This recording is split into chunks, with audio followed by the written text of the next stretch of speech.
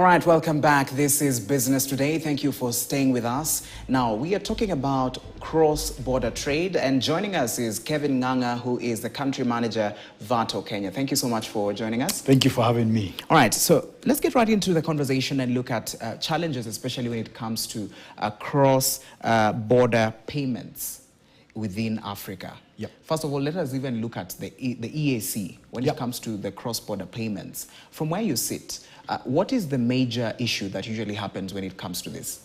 I think, Calvin, there are three things you want to look at from a challenge perspective. Number one is you've got different regulatory regimes. So you find that a payment regulator in, say, Tanzania as compared to Kenya would have fairly different, say, foreign exchange controls or payment controls. So the first challenge that you face with cross-border payments is the different regulatory landscapes. The second challenge that you face is the cost of the transactions, even within East Africa. You find that because of the number of banks involved in making cross-border payments between themselves, banks have traditionally levied fairly high cost of facilitating those payments. Now, that presents then the third problem, which is around issues of, imagine issues such as money laundering and counter-terrorism financing, which layer the amount of documentary requests you find needed to power payment. So if I am simply just buying a product, let's say maize from a farmer in Tanzania, some of the regulatory checks, AML checks that go through prevent significant friction around making payments seamless, even within East Africa. Right. So these three challenges, especially the one that you've mentioned on regulatory, the regulatory differences that different countries have.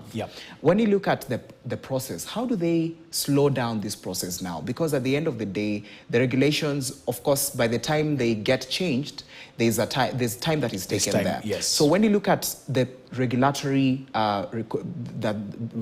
changes that we have, or the regulatory rules that we have, especially from different countries, how do they slow this process? Typically what you find is you will find that a regulator will, number one, pass regulations that are addressing specific needs of that market, right?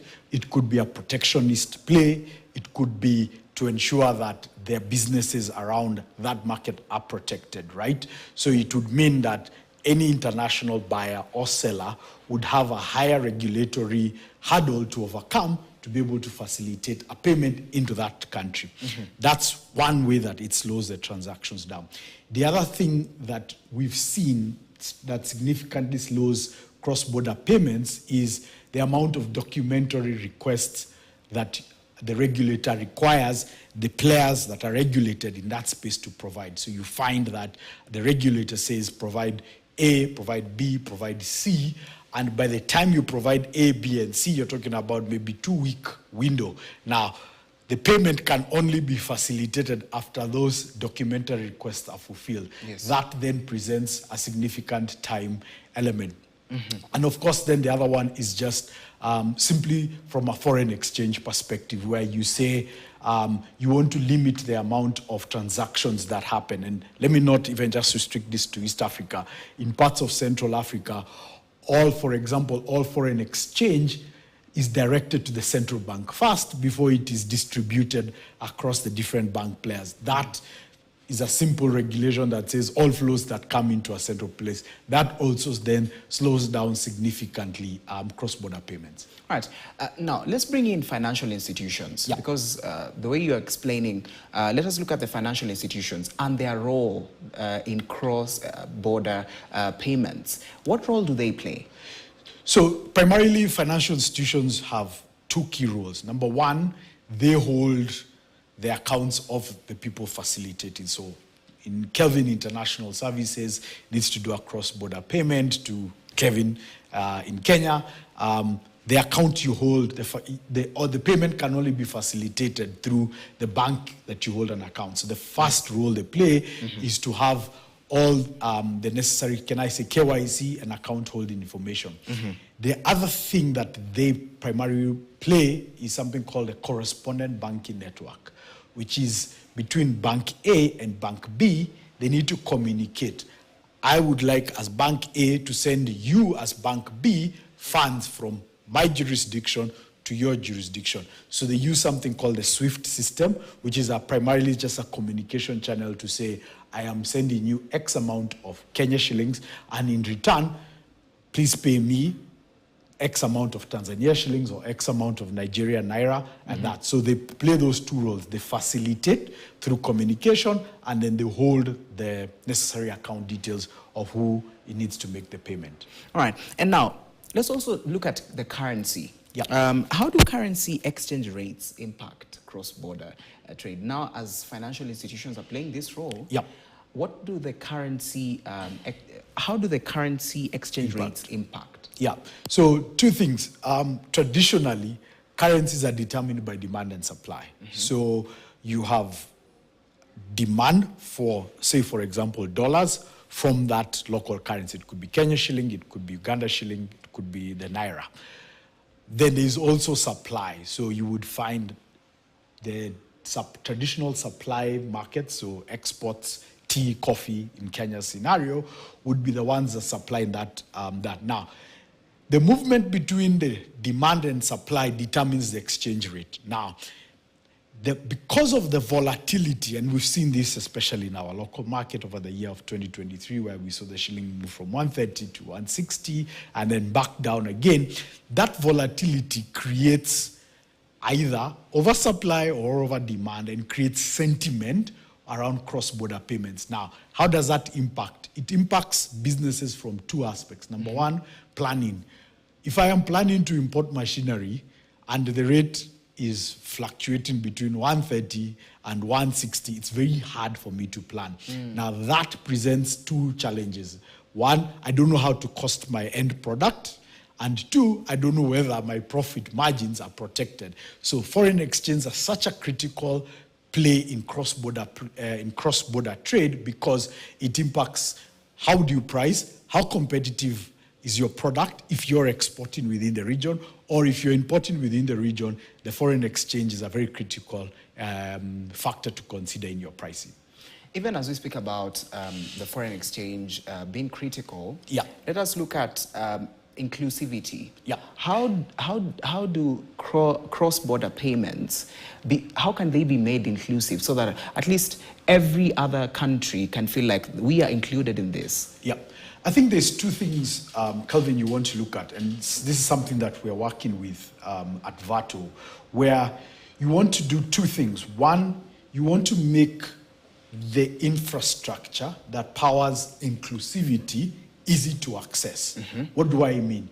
You want to give, whether it's businesses or individuals, a platform that is easy for me to receive money from my mother in the US, or me sending my sister money from the UK to Kenya, for example. So the first thing is infrastructure. And at VATO, one of the things we have done is we've given businesses that ability to collect and pay very easily. The second thing you want to do for inclusivity is to make sure you have seamless payment capabilities. Now, if I want to pay you, and let's take our traditional success story of M-Pesa, it is purely based on trust because you get an SMS confirming that you've received a payment. Now, with cross-border payments, you want to make sure that it is seamless. How certain am I to get my money quickly? That's what would foster. So if you look at those two things, infrastructure and seamlessness and simplicity of moving the money is a critical juncture for achieving inclusivity. Somebody based in Senegal should be able to buy products from Kenya, make the payment to the Kenyan exporter. The Kenyan exporter gets an alert that's seamless, and the Kenyan exporter uses infrastructure such as VATO's infrastructure to then confirm I've received this payment, let me release the goods. So those are the two things I think are very critical from an inclusivity perspective. Okay, so let's look at technology. Because you've spoken about the seamless transactions. How has technology contributed into cross-border payments? So three major technologies have emerged and contributed to doing two things for your technology. Number one, Number one is emergence of digital wallets. So it's very easy for money to move when I can give you a digital wallet and I have a digital wallet on the same ecosystem. The second thing is development of emerging technologies, such as what you call APIs, that allows banks, fintechs to connect to each other, and that then fosters quick movement of money. Then, of course, we've seen the emergence of blockchain, which helps increase certainty and security around that. So that's what technology has done to enable and foster cross-border payments. Right. Even with the emergence of technology, of course, there is risk of data breaches, there is risk of threats. Correct. At the end of the day, how does someone or how does a country protect themselves against this? Because at the end of the day, as we continue advancing, also the cyber crimes also continue advancing. Yes, so therefore, what measures can a country take, or can even traders who usually transact cross-border, or even, though you've mentioned Senegal to Kenya, Kenya to and other different countries? So, and Kavli, thank you for that question. That's one of the biggest emerging issues players such as Vato are currently facing, is data protection. So governments, so to answer question number one, I think it's critical for governments to enact the necessary data protection acts and legislation. That's number one. We've seen Kenya do that. We've seen South Africa. We've seen Nigeria do that. That's a fast base, because it sets the rules of engagement so that any player that wants to handle information that revolves around cross-border payments knows what rules to play around. That's the first bit. The second bit is investment in the right kind of infrastructure. So if I am a business, one of the things I need to be comfortable with if I'm going to consume, say, for example, services of Vato, I need to understand what level of security do you have in your infrastructure. That's a critical bit. It's the same way you validate as a supplier.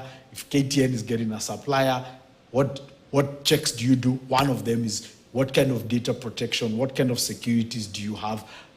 How do you manage my data protection? So governments need to ensure that the legislation makes that any player that is facilitating cross-border payments, whether it is a bank, whether it is a fintech, or whether it is a payment institution, to have the right infrastructure and the right rigor around addressing cybersecurity challenges going forward, because it's exactly the new fad where everybody is trying to find what you call white-collar crime with regards to cybersecurity. All right, Kevin, I think we just need to wrap it up right there. Thank you. Our time is a little bit spent, so we need to just wrap it up there and just finish this conversation. Thank you so much for joining us, speaking to us about cross-border payments and what needs to be done, especially when it comes to different aspects of business transactions across different countries within and around the African region and also even the globe. Thank you so much for joining us. Thank you, Kelvin. All right, so we move on to where farmers